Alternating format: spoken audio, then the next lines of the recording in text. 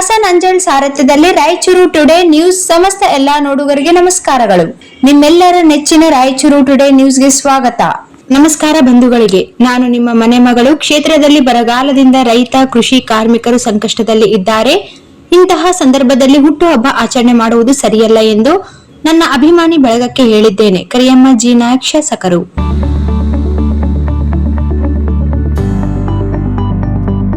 ಒಳಚರಂಡಿ ನಿರ್ಮಾಣಕ್ಕೆ 36 ಕೋಟಿ ಅನುದಾನಕ್ಕಾಗಿ ಒತ್ತಡ, ಕರಿಯಮ್ಮ ಜಿ ನಾಯಕ್.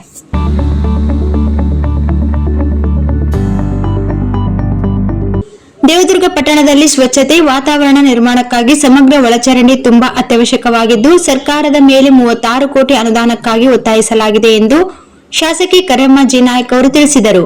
ಅವರು ತಮ್ಮ ಕಾರ್ಯಾಲಯದಲ್ಲಿ ಪತ್ರಿಕಾಗೋಷ್ಠಿ ಉದ್ದೇಶಿಸಿ ನಮ್ಮ ವಾಹಿನಿಯೊಂದಿಗೆ ಮಾತನಾಡಿದರು. ಪಟ್ಟಣದಲ್ಲಿ ಆಡಳಿತ ಸರ್ಕಾರದ ವಿರುದ್ಧ ಬಿಜೆಪಿ ಜೆಡಿಎಸ್ ಮೈತ್ರಿ ಹೋರಾಟ ನಡೆದಿರುವುದರಿಂದ ವಿಷಯ ಚರ್ಚೆಗೆ ಬಂದಿಲ್ಲ. ಆದರೂ ನಗರಾಭಿವೃದ್ಧಿ ಸಚಿವರಿಂದ ಮಾಹಿತಿ ದೊರಕಿದೆ.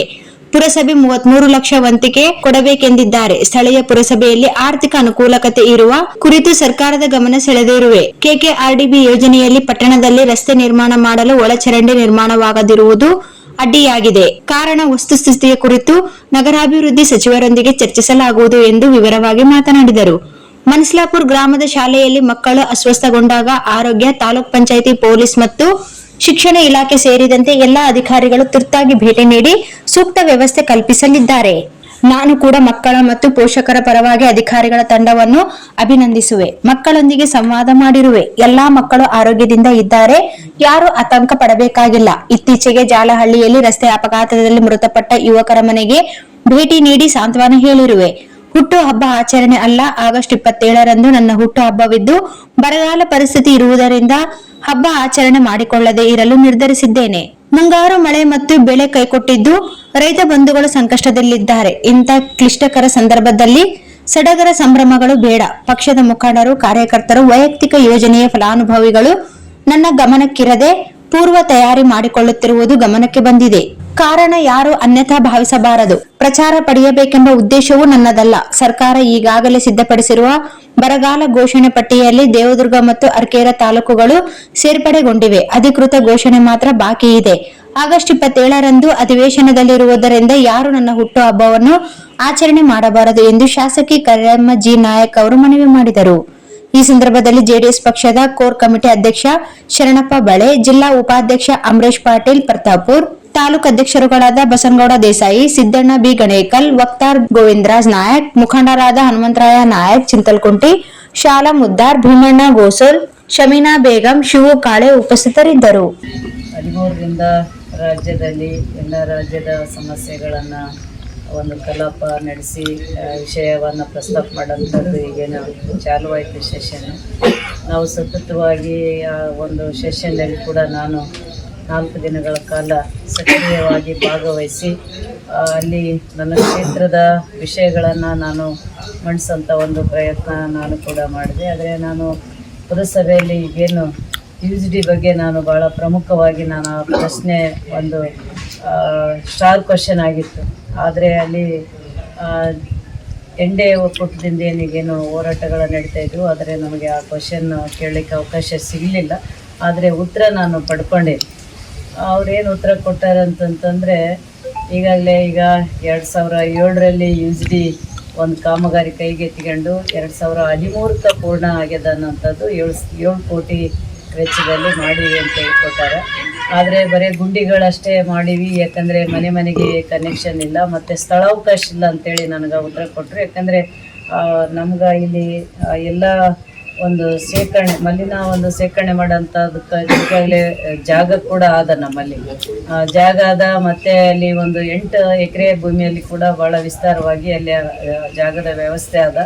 ಮತ್ತು ನಾನು ಈಗ ಪುನಃ ನಾವು ಅದು ಸ್ಟಾರ್ಟ್ ಮಾಡಬೇಕಾದ್ರೆ 36 ಕೋಟಿ ಅನುದಾನದ ಒಂದು ವೆಚ್ಚ ಆಗ್ತದಂತ ನನಗೆ ವರದಿ ಕೊಟ್ಟಾರೆ, ಮಾಹಿತಿ ಕೊಟ್ಟಾರೆ. ಆದರೆ ನಮ್ಮ ಪುರಸಭೆಯಿಂದ ಒಂದು 30 ಲಕ್ಷ ದುಡ್ಡು ಕಟ್ಟಬೇಕು ಅಂತ ಹೇಳ್ತಾರೆ. ಯಾಕಂದರೆ ನಾವು 30 ಲಕ್ಷ ಕಟ್ಟಕ್ಕೆ ಪುರಸಭೆಯಲ್ಲಿ ನಮಗೆ ಯಾವುದೇ ಹಣ ಇಲ್ಲ. ಆದರೆ ನಾನು ಈಗ ಅದು ಸರ್ಕಾರ ತಮ್ಮ ಅನುದಾನವನ್ನು ವಿಶೇಷವಾಗಿ ನಮಗೆ ಕೊಟ್ಟರೆ ನಾವು ದೇವದುರ್ಗದಲ್ಲಿ ಭಾಳ ವರ್ಷಗಳಿಂದ ನೆನೆಗುದಿಗಿದ್ದಂಥ ಒಂದು ಒಳಚರಂಡಿ ಕಾಮಗಾರಿ ಒಂದು ಪ್ರಾರಂಭಿಸಬೇಕು ಅನ್ನೋಂಥದ್ದು ಕೂಡ ನನಗೆ ಕನಸದು. ಯಾಕಂದರೆ ಸ್ವಚ್ಛತೆ ದೃಷ್ಟಿಯಿಂದ. ಆದರೆ ಈಗ ಇಲ್ಲಿ ನಮ್ಗೆ ಅನುದಾನದ ಕೊರತೆಯಿಂದ ಕೆಲವೊಂದು ವಿಳಂಬ ಆಗ್ತದೆ. ಆದರೂ ಕೂಡ ನಾನು ಈಗೇನು ಕಲ್ಯಾಣ ಕರ್ನಾಟಕ ಅನುದಾನವನ್ನು ರಸ್ತೆಗಳು ಮತ್ತು ಚರಂಡಿಗಳು ಮಾಡಬೇಕು ಅನ್ನೋಂಥದ್ದು ಕೂಡ ನಾನು ಸುಮಾರು ಒಂದು 16 ಕೋಟಿ ಅನುದಾನವನ್ನು ನಾನು ಪ್ಲ್ಯಾನ್ ಮಾಡಿ ಕಳಿಸಿದ ಮೇಲೆ ಅದು ರಿಪೀಟ್ ಆಗಿ ರಿವರ್ಸ್ ಆಗಿದೆ. ಯಾಕಂದರೆ ಒಳಚರಂಡಿ ಆಗೋವರೆಗೂ ಕೂಡ ನಾವು ಕಾಮಗಾರಿ ಮಾಡೋಕ್ಕೆ ಅವಕಾಶ ಇಲ್ಲ ಅಂಥೇಳಿ ಬೋರ್ಡ್ಲಿಂದ ನಮಗೆ ಒಂದು ಮಾಹಿತಿ ಬಂದಿರೋದ್ರಿಂದ ನಮಗೀಗ ಒಂದು ನಮ್ಮ ಟೌನ್ನಲ್ಲಿ ನನ್ನ ಕನಸಿನ ಒಂದು ಟೌನು ಪುರಸಭೆ ವ್ಯಾಪ್ತಿಯಲ್ಲಿ ಬರ್ತಕ್ಕಂಥದ್ದನ್ನು ಸ್ವಚ್ಛ ರೀತಿಯಿಂದ ನಾವು ಏನು ಅಂದ್ಕೊಂಡಿವಿ, ಉದ್ಯಾನವನ, ನಮ್ಮ ಒಳಚರಂಡಿ ಈ ರೀತಿ ನಾವು ಮಾಡಬೇಕು, ಶೌಚಾಲಯಗಳು ಮಾಡಬೇಕು ಅನ್ನೋಂಥದ್ದು ಸ್ವಲ್ಪ ತಾತ್ಕಾಲಿಕ ನಮಗೆ ಬೋರ್ಡ್ ಕಡೆಯಿಂದ ಪರ್ಮಿಷನ್ ಸಿಕ್ಕಿಲ್ಲ. ಅದೇ ಕಾರಣನೇ ನಾನು ಮತ್ತೆ ಸೆಷನದ ಒಂದು ಗಮನಕ್ಕೆ ತರಬೇಕು, ಬೆಳಕು ಚೆಲ್ಲಬೇಕನ್ನೋಂಥ ಒಂದು ಪ್ರಾಮಾಣಿಕ ಪ್ರಯತ್ನ ಮಾಡಿದೆ. ಅದು ನನಗೆ ಉತ್ತರ ಕೊಟ್ಟಾರೆ. ಹಾಗಾಗಿ ಆ ಉತ್ತರನ ತಮಗೂ ಕೂಡ ನಾನು ಎಲ್ಲರಿಗೆ ಹಾಕ್ತೀನಿ. ಅದರ ಸರ್ಕಾರಕ್ಕೆ ನಾನು ಮನವಿ ಮಾಡಿಕೊಳ್ತೀನಿ, ಆದಷ್ಟು ಬೇಗ ನಮ್ಗೆ ಒಂದಿಷ್ಟು ಅನುದಾನ ಬಿಡುಗಡೆ ಮಾಡಿಕೊಟ್ರೆ ನಾವು ಇದು ಒಳಚರಂಡಿ ಕಾಮಗಾರಿಯನ್ನು ತಗೊಳ್ತೀವಿ. ನಮ್ಗೆ ಮೇನ್ ಯಾಕಂದರೆ ಎಲ್ಲ ವಿಲೇಜ್ ವಾರ ಎಲ್ಲ ಕೆಲಸಗಳು ಸಾಕಷ್ಟು ಕೆಲಸಗಳು ನಡೆದವು. ರಸ್ತೆ ಇರಲಿ, ಚರಂಡಿ ಇರಲಿ, ಭವನಗಳಿರಲಿ, ಶಾಲೆಗಳು, ಈ ಥರ KVಗಳು, ಹಾಸ್ಪಿಟ್ಲ್ಗಳು ಎಲ್ಲ ರೀತಿಯಿಂದ ನಡೆದವು. ಆದರೆ ನಮ್ಮ ಟೌನಿಗೆ ಇನ್ನೂ ಕೂಡ ಇಂಥವೆಲ್ಲ ಒಂದು ತಾತ್ಕಾಲಿಕ ಒಂದು ತಡೆಯಿಂದ ಸ್ವಲ್ಪ ಈ UGD ಅಂತ ಒಂದು ಕಾರ್ಯಕ್ರಮ ಮಾಡೋಕ್ಕಾಗಿಲ್ಲ ಅನ್ನೋದು ನಿಮ್ಮ ಜೊತೆಲಿ ಹಂಚ್ಕೋಬೇಕು ಅನ್ನೋಂಥದ್ದು ಪ್ರಮುಖ ಉದ್ದೇಶ. ಅದಲ್ಲದೆ ಆ ಸಂದರ್ಭದಲ್ಲಿ ನಾನು ಸೆಷನ್ನಲ್ಲಿರೋಂಥ ಒಂದು ಸಂದರ್ಭದಲ್ಲಿ ಮಲ್ಲಾಪುರ ಗ್ರಾಮದಲ್ಲಿ ಮಕ್ಕಳು ಊಟ ಮಾಡಿದ ತಕ್ಷಣವೇ ಅವರು ಅಸ್ತವ್ಯಸ್ತರಾಗ್ಯಾರ ಅನ್ನೋಂಥ ಕೂಡ ಮಾಹಿತಿ ಬಂತು. ತಕ್ಷಣ ನಾನು ಕೂಡ ನಮ್ಮ ಮುಖಂಡರಿಗೆ, ನಮ್ಮ ತಾಲೂಕು 2 ಅಧ್ಯಕ್ಷರಿಗೆಲ್ಲ ಮಾಹಿತಿ ಕೊಟ್ಟ ತಕ್ಷಣ ಅವರು ಕೂಡ ಅಲ್ಲಿಗೆ ಹೋದರು. ನಮ್ಮ ಎಲ್ಲ ತಾಲೂಕು ವೈದ್ಯಾಧಿಕಾರಿಗಳಿಗೆ ಕೂಡ ನಾನು ಕಳಿಸಿ ಮತ್ತು ಒಂದು 8 ಜನ ವೈದ್ಯರ ತಂಡ ಅಲ್ಲಿ ಸತತವಾಗಿ ಮಕ್ಕಳ ಜೊತೆಯಲ್ಲಿದ್ದು, BO ಅವರು, ಸಮನ್ವಯ ಅಧಿಕಾರಿಗಳು, ಪೊಲೀಸ್ ಅಧಿಕಾರಿಗಳು, ತಹಸೀಲ್ದಾರ್ ಅವರು ಎಲ್ಲರೂ ಭಾಳಷ್ಟು ಮುತುವರ್ಜಿ ವಹಿಸಿ ಅವ್ರನ್ನ ಸುರಕ್ಷಿತವಾಗಿ ಮಕ್ಕಳ ಮನೆಗೆ ಆರೋಗ್ಯವಂತರಾಗಿ ಕರ್ಕೊಂಡು ಹೋಗೋದರಲ್ಲಿ ಅವರು ಇದು ಒಂದು ಯಶಸ್ವಿ ಆದರೆ ಬರ ಘೋಷಣೆ ಒಂದು ಲಿಸ್ಟಿನಲ್ಲಿ ಇವತ್ತು ನಮ್ಮ ತಾಲೂಕು ಕೂಡ ಅದ. ಅರಿಕೇರಿ ಮತ್ತು ನಮ್ಮ ದೇವದುರ್ಗ ಇವೆರಡು ಬರಗಾಲ ಅಂತೇಳಿ ಘೋಷಣೆ ಆಗಿದ್ದು ನೋಡಿದರೆ ತಾತ್ಕಾಲಿಕ ಸ್ವಲ್ಪ ಮಟ್ಟಿಗೆ ಸಮಾಧಾನ ಆದರೂ ಕೂಡ ನಮ್ಮ ಜನ, ನಮ್ಮ ರೈತರು ಭಾಳಷ್ಟು ಸಂಕಷ್ಟದಲ್ಲಿ ಅದಾರ. ಇಡೀ ರಾಜ್ಯಾದ್ಯಂತ ಇವತ್ತು ರೈತರ ಒಂದೇನು ಸಂಕಷ್ಟದಲ್ಲಿರೋಂಥ ಸಂದರ್ಭದಲ್ಲಿ ಕೆಲವೊಂದು ಕಾರ್ಯಕ್ರಮಗಳನ್ನು ನಾವು ಕೂಡ ಅಂದ್ಕೊಳ್ಳೋಂಥದ್ದು ನಮ್ಮ ಪಕ್ಷದ ಎಲ್ಲ ಕಾರ್ಯಕರ್ತರ ಅಭಿಮಾನಿಗಳು. ಈಗ 27ಕ್ಕೆ ನನ್ನ ಹುಟ್ಟುಹಬ್ಬ ಇರೋದ್ರಿಂದ ಅವರು ಕೂಡ ದೊಡ್ಡ ಪ್ರಮಾಣದಲ್ಲಿ ವಿಜೃಂಭಣೆಯಿಂದ ಮಾಡಬೇಕು ಅನ್ನೋಂಥ ಪೂರ್ವ ತಯಾರಿಗಳ ಬಗ್ಗೆ ನನ್ನ ಗಮನಕ್ಕೆ ಬಂದ ಮೇಲೆ ನಾನು ಅವರಿಗೆಲ್ಲ ಮನವಿ ಮಾಡಿಕೊಂಡ್ರು ಕೂಡ ಅವರು ಇಲ್ಲ, ನಮ್ಮ ಒಂದು ಅಭಿಮಾನ ಅದನ್ನು ನಾವು ಮಾಡ್ತೀವಿ, ನೀವೆಲ್ಲ ತಂದಂಥ ಅನುದಾನ ಮತ್ತು ಈಗೇನು ಈಗ ಗಾಡಿಗಳೆಲ್ಲ ಏನು ಸ್ವಾವಲಂಬಿ ಸಾರಥಿ ಈ ಥರ ಇವೆಲ್ಲ ಗಾಡಿಗಳು ಸುಮಾರು ಸ್ಕೀಮ್ಗಳನ್ನು ನೀವು ತಂದಿರಿ, ನಿಮಗಾಗಿ ನಾವು ಒಂದು ಬರ್ತ್ಡೇ ಹುಟ್ಟುಹಬ್ಬ ಆಚರಣೆ ಮಾಡ್ತೀವಿ ಅಂತೇಳಿ ಅವರು ಸಾಕಷ್ಟು ನನಗೆ ಒತ್ತಾಯ ಕೂಡ ಮಾಡಿದರು. ಆದರೆ ನಾನು ಇವತ್ತು ನಿಮ್ಮ ಮುಖಾಂತರ ನಾನು ಅವರಿಗೆ ಒಂದು ಮನವಿ ಮಾಡ್ಕೊಳ್ತೀನಿ, ಯಾವುದೇ ಕಾರಣಕ್ಕೂ ಈಗ ಹೋದ ಸಲ ಕೂಡ ಬರಗಾಲ ಇತ್ತು, ಹಂಗಾಗಿ ನಾನು ಅದನ್ನು ತಿರಸ್ಕಾರ ಮಾಡಿದೆ. ಜನರಿಗಾಗಿ ನಾವು ಇರಬೇಕು, ಬರೀ ನಮ್ಮ ಸಡಗರ ಸಂಭ್ರಮಗಳನ್ನು ನೋಡ್ಕೊಳ್ಳೋದಕ್ಕಿಂತ ಹೆಚ್ಚಾಗಿ ನಮ್ಮ ರೈತರು, ನಮ್ಮ ಜನ ಯಾವ ರೀತಿ ಅದರ ಅವರಿಗೆ ನಾವು ಸತ್ಯಕ್ಕೆ ಸಮೀಪವಾಗಿ ನಾವೆಲ್ಲರೂ ವರ್ತನೆ ಮಾಡಬೇಕು, ಅವ್ರ ಜೊತೆಯಲ್ಲಿ ಅವ್ರ ನೋವುಗಳಲ್ಲಿ ನಾವು ಭಾಗವಹಿಸ್ಬೇಕು ಅನ್ನೋಂಥದ್ದು ಕೂಡ ನನ್ನ ಪಕ್ಷದ ಕಾರ್ಯಕರ್ತರಿಗೆ, ಮುಖಂಡರಿಗೆ, ನಮ್ಮೆಲ್ಲರಿಗೆ ಹೇಳಿನಿ. ಆದರೆ ನಾನು ಬೆಳಿಗ್ಗೆನೇ ಸರ್ಕಿಲ್ ಸಾವ್ರಿಗೆ, ಈಗೇನು ಪತ್ರಕರ್ತ ಅಧ್ಯಕ್ಷರಿಗೆ, ತಾಲೂಕು ಅಧ್ಯಕ್ಷರಿಗೆ ಫೋನ್ ಮಾಡಿ ಹೇಳಿದೆ, ಸರ್ ಹಿಂಗೆಲ್ಲ ಸ್ವಲ್ಪ ಒಂದು ಸಂದೇಶ ಕಳಿಸ್ರಿ ಅಂತ. ಆದರೆ ನಮ್ಮ ಕೋರಕಂಪೆ ಅಧ್ಯಕ್ಷರು, ನಮ್ಮ ತಾಲೂಕು ಅಧ್ಯಕ್ಷರು, ಪ್ರೆಸ್ನ ನಾವು ಯಾವತ್ತೂ ಗೌರವದಿಂದ ನಾವು ಜೊತೆಗೆ ಕರ್ಕೊಂಡು ನಮ್ಮದೇನದ ನಮ್ಮ ಅಭಿಪ್ರಾಯ ಸಂದೇಶಗಳನ್ನು ಕೊಡಬೇಕು, ನೀವು ಫೋನ್ನಲ್ಲಿ ಈ ರೀತಿ ಮಾತಾಡೋದಕ್ಕಿಂತ ನಾವು ಅವ್ರನ್ನ ಹತ್ತಿರವಾಗಿ ನೋಡೋಣ ಅಂತ ಅನ್ನೋಂಥದ್ದು ಕೂಡ ಅವರು ಒಳ್ಳೆಯ ಒಂದು ಸೂಚನೆ ಕೊಟ್ಟ ಮೇಲೆ ನಾನು ಇವತ್ತು ನಿಮ್ಮನ್ನು ಕರೆದೀನಿ.